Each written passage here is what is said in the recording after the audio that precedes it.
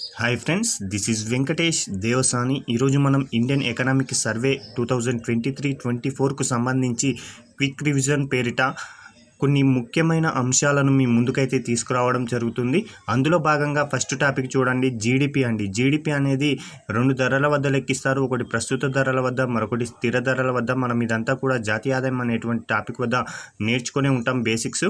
అందులో భాగంగా ప్రస్తుత ధరల వద్ద జీడిపి ఎంతగా ఉందంటే 29,53,05,667 లక్షల కోట్ల అండి. ఈ డిజిట్ అయితే గుర్తుంచుకోండి. అదే స్థిర ధరల వద్ద కనుక చూసుకున్నట్లయితే జీడిపి ఎంతగా ఉంది అంటే 17,38,1,722 లక్షల కోట్లుగా ఉండడం జరిగింది. చాలా ఇంపార్టెంట్ అండి. ఇప్పుడు చెప్పబోయే అంశం అయితే ఎగ్జామ్ పాయింట్ ఆఫ్ వ్యూలో కంపల్సరీ గుర్తుంచుకోండి. జీడిపి యొక్క వృద్ధి రేట్లు అండి. జీడిపి యొక్క వృద్ధి రేట్లు 2023 సంవత్సరంలో 7% నమోదు కాగా 2024 సంవత్సరంలో అంచనా వేసిన జీడిపి వృద్ధి రేటు 8.2%. అదే 2025 నాటికి జీడిపి యొక్క వృద్ధి రేటు ఎంతగా ఉంది అంటే 6.5 నుంచి 7% వరకు ఒక జీడిపి వృద్ధి రేటు నమోదవుతుందని అంచనా వేయడం జరిగింది. కాబట్టి గుర్తుంచుకోండి, చాలా ఇంపార్టెంట్ అండి. 2023 7%, 2024 8.2%, 2025 6.5 నుంచి 7% అని గుర్తుంచుకోండి. అదేవిధంగా జీడిపితో పాటు మనం జీవీఏలో కూడా ఒక జాతీయ ఆదాయాన్ని లెక్కిస్తూనే ఉంటాం. కాబట్టి ప్రస్తుత ధరల వద్ద జీవీఏ ఎంతగా ఉంది అనేది కూడా ఎగ్జామ్ పాయింట్ ఆఫ్ వ్యూలో చాలా ఇంపార్టెంట్. కాబట్టి ప్రస్తుత ధరల వద్ద జీవీఏ అనేది 2,67,62,147 లక్షల కోట్ల అండి. చాలా ఇంపార్టెంట్ అండి. అదే స్థిర ధరల వద్ద 1,58,73,751 లక్షల కోట్లుగా ఉండడం జరిగింది. అదే జీవీఏ వృద్ధి రేటు ఎంతగా ఉంది అంటే 7.2% అండి. చాలా ఇంపార్టెంట్. జీవీఏ వృద్ధి రేటు 7.2%. అదే జీడిపి వృద్ధి రేట్లు 7%, 8.2%, 6.5 నుంచి 7% అని ఇందాక మనం డిస్కస్ అయితే చేయడం జరిగింది. ఇక మరొక అంశం అండి, ఎగ్జామ్ పాయింట్ ఆఫ్ వ్యూలో చాలా ఇంపార్టెంట్ ఉన్నటువంటి అంశం వచ్చేసి కోశలోటు లేదా ద్రవ్యలోటు. చాలా ఇంపార్టెంట్ అండి. 2020-21లో 9.2% నమోదు కాగా 2021-22లో 6.7%, 2022-23లో 6.4%, 2023-24లో 5.6% కోశలోటు లేదా ద్రవ్యలోటు అనేది నమోదు కావడం జరిగింది. ఇదంతా కూడా మనం పిఐబి నుంచి డేటాను సేకరించి ఇక్కడ రాయడం జరిగింది. కాబట్టి ఇదే అథెంటిక్ అండి. చాలా ఇంపార్టెంట్. 2023-24లో కోశలోటు ఎంత అని అడుగుతాడు. కాబట్టి 5.6% అని గుర్తుంచుకుంటే సరిపోతుంది. అదే ఎఫ్ఆర్బిఎం యాక్ట్ 2003 ఏం చెప్తుంది అంటే కోశలోటు అనేది జీడిపిలో కేవలం 3% వరకు మాత్రమే ఉండాలని చెప్పడం జరిగింది. కానీ ప్రస్తుతం అయితే కోశలోటు అనేది 5.6%గా ఉంది అనే అంశాన్ని గుర్తుంచుకోండి. అదేవిధంగా వివిధ రంగాల వాటా అనేది 2023-24లో జీడిపిలో ఏ విధంగా ఉంది, జీవీఏలో ఏ విధంగా ఉందనేది మనం తెలుసుకోవాలండి. మీకు జీవీఏకి సంబంధించిన పూర్తి ఇన్ఫర్మేషన్ ఏంటి, జీడిపి అంటే ఏంటి, జీవీఏ అంటే ఏంటి అనేది జాతీయ ఆదాయం వద్ద మనకు తెలుస్తుంది. కాబట్టి ఒకసారి అంశాన్ని అయితే క్లియర్గా చదువుకొని రండి. అందులో భాగంగా 2023-24లో వ్యవసాయ రంగం యొక్క వృద్ధి రేటు అనేది వ్యవసాయం రంగం యొక్క వాటా అనేది జీడిపిలో ఎంతగా ఉంది అంటాడు. 18.4% అండి. చాలా ఇంపార్టెంట్. వ్యవసాయ రంగం వచ్చేసి 18.4%. అదే తెలంగాణలో అయితే దాదాపుగా 15.8%గా నమోదు కావడం జరిగింది. అదే పారిశ్రామిక రంగం వచ్చేసి 28.3 అండి. 28.3 అండి. అదే తెలంగాణకు వచ్చేసి దాదాపుగా 18.5%గా ఉండడం జరిగింది. అదే సేవా రంగం యొక్క వాటా వచ్చేసి 53.3% అండి. 53.3%గా ఉండడం జరిగింది. కాబట్టి ఈ యొక్క 3 డిజిట్స్ అయితే ఎగ్జామ్ పాయింట్ ఆఫ్ వ్యూలో చాలా ఇంపార్టెంట్, గుర్తుంచుకోండి. అదే జీవీఏలో వ్యవసాయ రంగం యొక్క వాటా వచ్చేసి 17.7%, పారిశ్రామిక రంగం యొక్క వాటా వచ్చేసి 27.6%, అదే సేవా రంగం యొక్క వాటా వచ్చేసి 54.7% అని గుర్తుంచుకోండి. ఇక రంగాల వారీగా వృద్ధి రేటును కనుక పరిశీలిస్తే జీడిపి యొక్క వృద్ధి రేటు 2023-24లో 8.2%గా ఉంది. వ్యవసాయ రంగం యొక్క వృద్ధి రేటు 1.4%, పారిశ్రమలు వచ్చేసి 9.5%, సేవలు వచ్చేసి 7.6% అండి. మనకు తెలంగాణ సర్వేలో ఒక అంశాన్ని ఇక్కడ ఇవ్వడం జరిగింది. అదే పరిశ్రమలు సేవలు వచ్చేసి అక్కడ వేరే డిజిట్ ఇవ్వడం జరిగింది. కాబట్టి మనకి తెలంగాణ ఆర్థిక సర్వే ప్రకారం అని అడిగితే అక్కడ మనం చెప్పుకున్న డిజిట్ని రాయండి. అదే ఇండియన్ ఎకనామిక్ సర్వే ప్రకారం అడిగితే మాత్రం ఈ యొక్క డిజిట్స్ని గుర్తుంచుకుంటే సరిపోతుంది. 2024లో జీవీఏలో వ్యవసాయ రంగం యొక్క వాటా వచ్చేసి 17.7% నమోదు కావడం జరిగింది. నేడు వ్యవసాయ రంగం అనేది భారతదేశంలోని 42.3% మందికి జీవనోపాధిని కల్పిస్తుందండి. ఈ యొక్క డిజిట్ గుర్తుంచుకోండి, చాలా చాలా ఇంపార్టెంట్ అండి. 42.3% మందికి వ్యవసాయ రంగం అనేది జీవనోపాధిని కల్పిస్తుందనే అంశాన్ని గుర్తుంచుకోండి.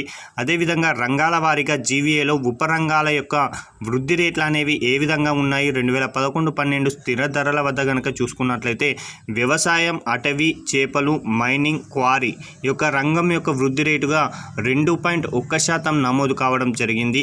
తయారీ, నిర్మాణం, విద్యుత్, గ్యాసు ఇవి ఈ యొక్క ఉపరంగం వాటా వృద్ధి రేటు 9.7%, వాణిజ్యం, హోటళ్లు, రవాణా 6.4%, ఆర్థిక, రియల్ ఎస్టేట్స్ మొదలైనవి 8.4%, ప్రజా పరిపాలన వచ్చేసి 7.8%. అదేవిధంగా ప్రాథమిక ధరల వద్ద మొత్తంగా జీవీఏ 7.2% నమోదు కావడం జరిగింది. చాలా చాలా ఇంపార్టెంట్ అండి. జీవీఏ రంగాలు, ఉపరంగాల వృద్ధి రేట్లు స్థిర ధరల వద్ద అనేది మనం ఇది 2023-24 సంవత్సరానికి సంబంధించిన డేటాను అయితే పరిశీలించడం జరుగుతుంది. కాబట్టి చాలా చాలా ఇంపార్టెంట్.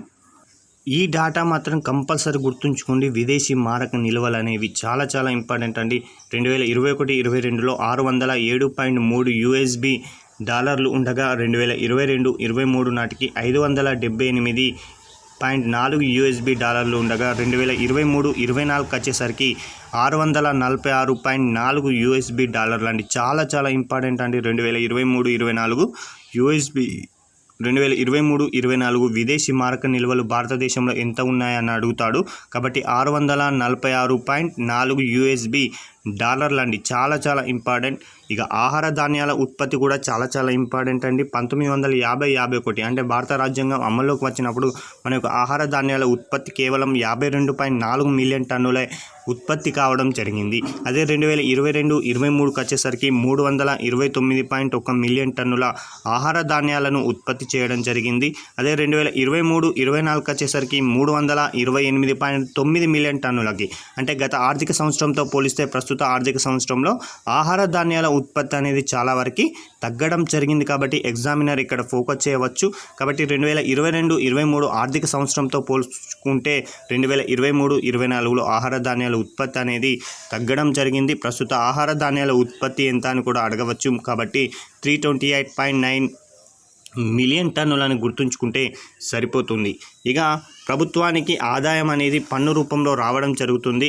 కాబట్టి 2023-24 స్థిర ధరల వద్ద నికర పన్నులు అనేవి దాదాపుగా 19.1% పెరిగాయండి. గత ఆర్థిక సంవత్సరంతో పోల్చుకుంటే నికరంగా వచ్చేటువంటి పన్నులు అనేవి 19.1% అనేది పెరగడం జరిగాయి.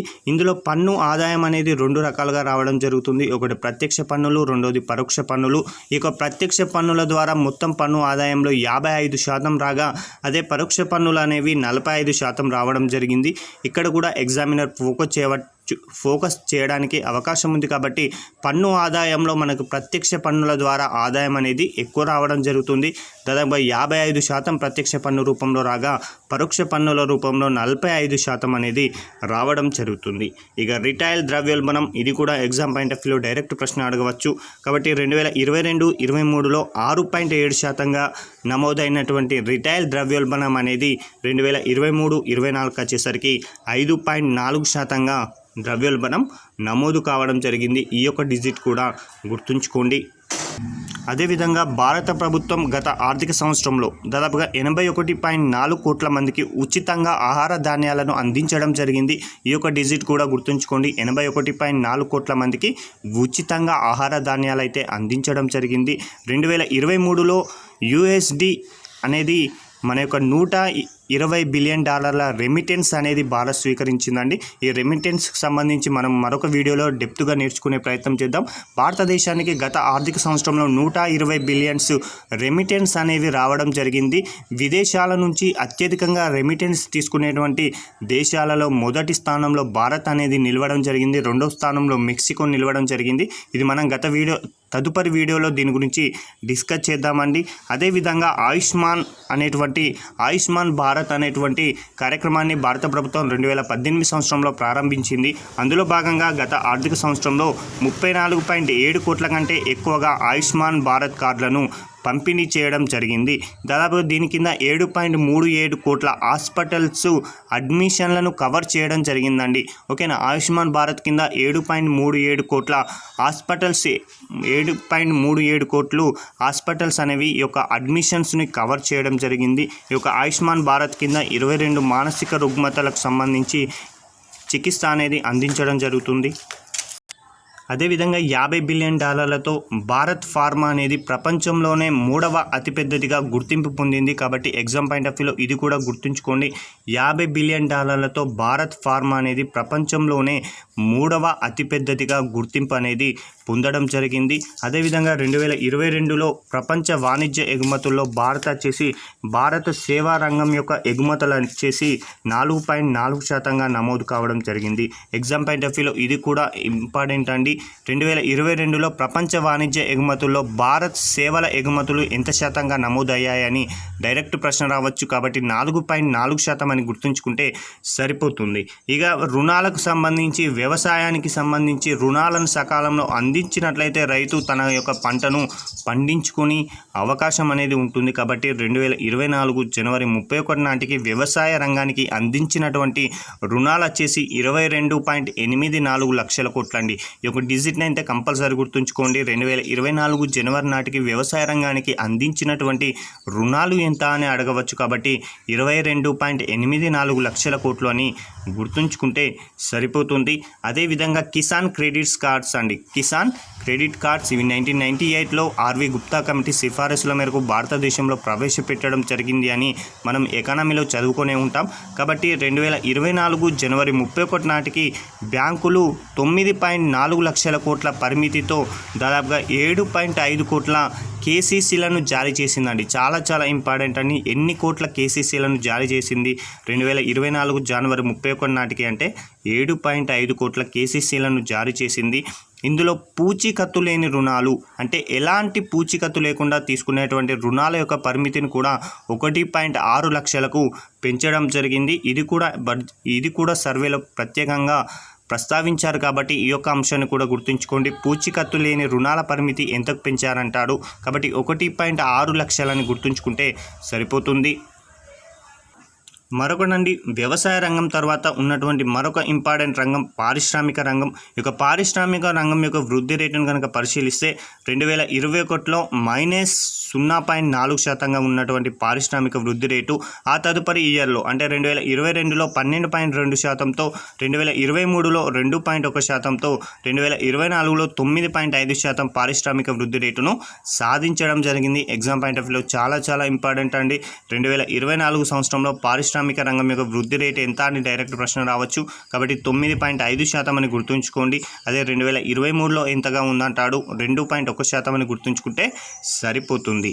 అయితే ఎంఎస్ఎంఈలు అండి చాలా ఇంపార్టెంట్. ఇటీవల కాలంలో భారత ప్రభుత్వం అత్యంత ఎక్కువగా ప్రాధాన్యత ఇస్తున్నటువంటి రంగంలో ఎంఎస్ఎంఈ రంగం అనేది ఉండడం జరిగింది. ఎందుకోసం అంటే దేశ జీడిపిలో ఎంఎస్ఎంఈ రంగం అనేది 30% వాటాను కలిగి ఉండడం జరిగింది. తయారీ ఉత్పత్తిలో దాదాపుగా 45% వాటాను ఉండగా భారతదేశ జనాభాలో ఏకంగా 11 కోట్ల మందికి ఉపాధిని కల్పిస్తున్నటువంటి రంగంగా ఎంఎస్ఎంఈ ఉండడం జరిగింది. కాబట్టి ఎంఎస్ఎంఈకి సంబంధించి రుణాల పరిమితి పైన అయినా మిగతా సబ్సిడీల పైన అయినా ఇటీవల కాలంలో భారత ప్రభుత్వం ప్రత్యేకమైనటువంటి ప్రాధాన్యత ఇస్తుందనే అంశాన్ని గుర్తుంచుకోండి. ఇక కొన్ని రంగాలకు సంబంధించి, పారిశ్రామిక రంగానికి సంబంధించి కొన్ని రంగాలు ఉంటాయండి. ఉక్కు రంగమైన వస్త్ర పరిశ్రమ అయినా, బొగ్గు అయినా, వాటి గురించి కొంచెం డెప్త్గా నేర్చుకునే ప్రయత్నం చేద్దామండి.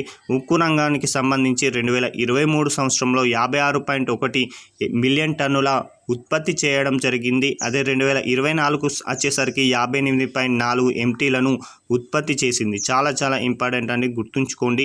ఇక బొగ్గు అండి, మొత్తం విద్యుత్ ఉత్పత్తిలో మనం భారతదేశంలో చేస్తున్నటువంటి మొత్తం విద్యుత్ ఉత్పత్తి ఏదో 100% అనుకుంటే అందులో 70% విద్యుత్ ఉత్పత్తి అనేది కేవలం బొగ్గు ఆధారిత విద్యుత్ ఉత్పత్తి అని గుర్తుంచుకోండి. అలాంటి 70% బొగ్గు విద్యుత్ ఉత్పత్తి అనేది భారతదేశంలో ఉంది అనే అంశాన్ని గుర్తుంచుకోండి.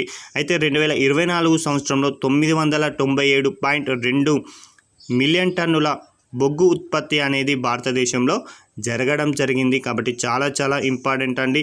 అదేవిధంగా 261 MT దిగుమతులు కూడా భారతదేశం చేసుకోవడం జరిగింది. మొత్తంగా వినియోగం వచ్చేసి 1233.86 MTల వినియోగం అనేది భారతదేశం ప్రస్తుతం చేయడం జరుగుతుంది. ఈ యొక్క అంశాన్ని గుర్తుంచుకోండి. ఇక సిమెంట్ పరిశ్రమ అండి, చాలా చాలా ఇంపార్టెంట్ ముఖ్యమైనటువంటి పరిశ్రమగా సిమెంట్ పరిశ్రమ ఉంది. ఎందుకంటే చైనా దేశం తర్వాత ప్రపంచంలోనే 2వ అతిపెద్ద సిమెంట్ ఉత్పత్తిదారు ఎవరు అంటే మన భారతదేశం అని సగర్వంగా చెప్పుకోవచ్చు. అలాంటి చైనా తర్వాత భారతదేశం అనేది సిమెంట్ పరిశ్రమ ఉత్పత్తిలో ఎన్నవ స్థానం ఉందంటాడు, కాబట్టి 2వ స్థానం అని గుర్తుంచుకోండి.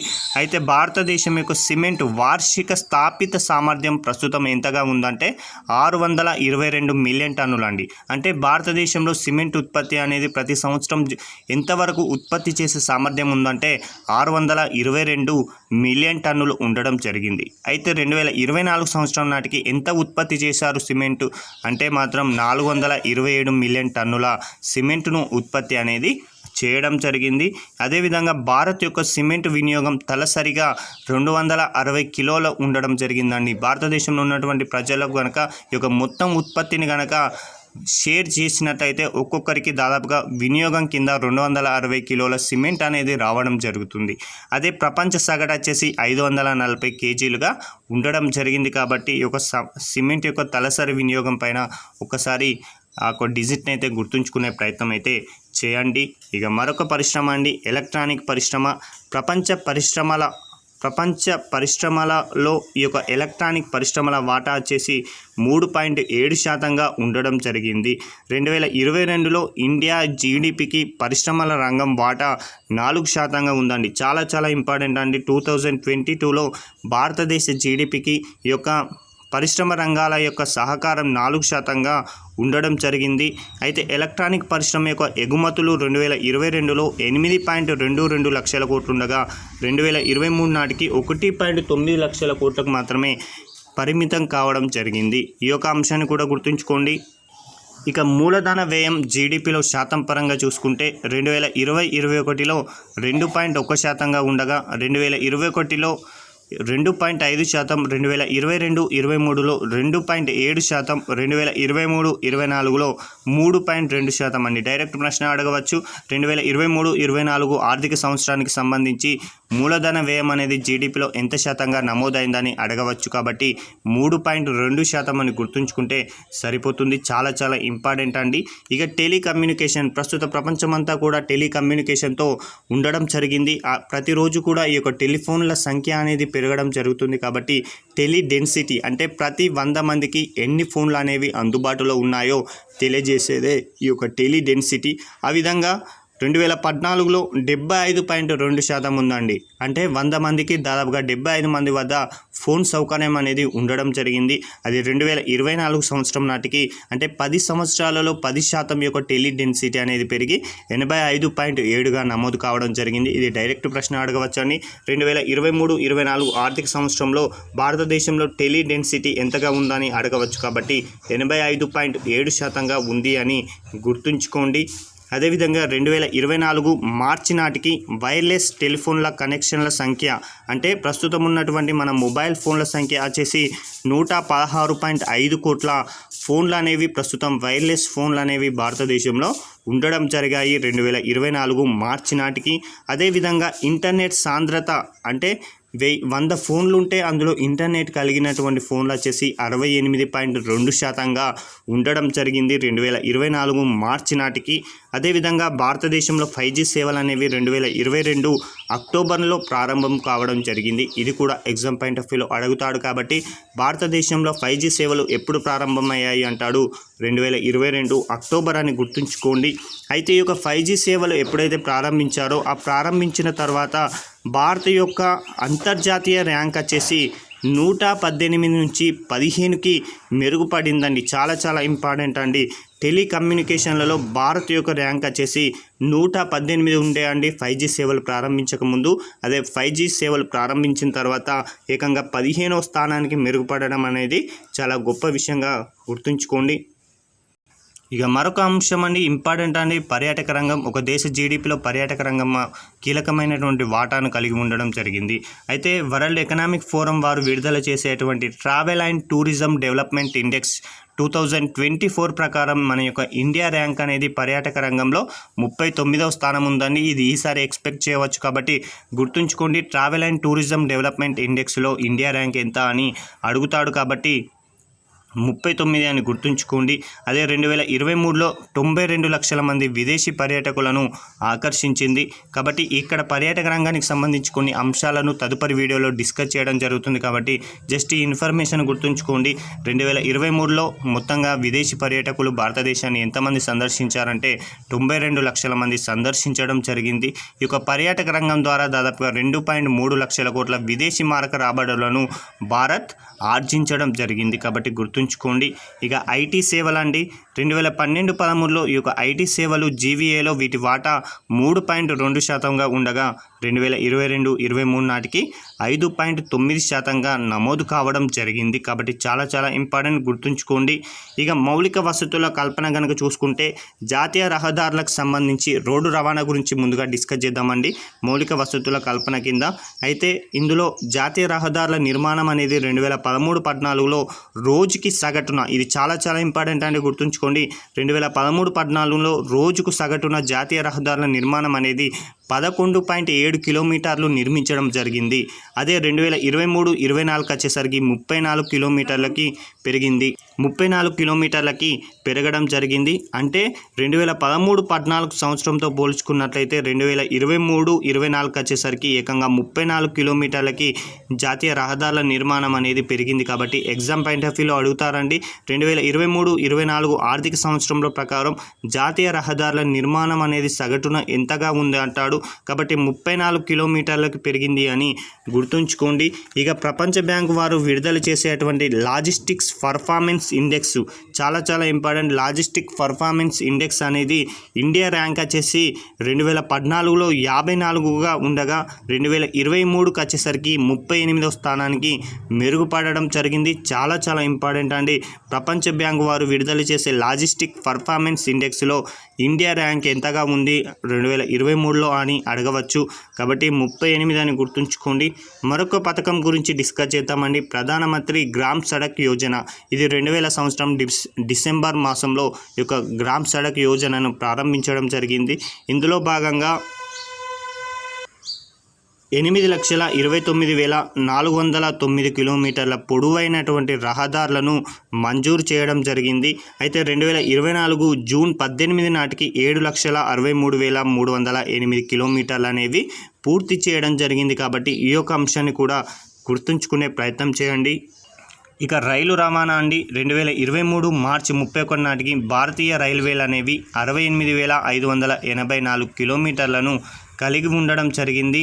దాదాపుగా 2024 ఏప్రిల్ 1 నాటికి 12.5 లక్షల మంది ఉద్యోగులు అనేవారు ఈరోజు రైల్వే రవాణాలో ఉండడం జరిగింది.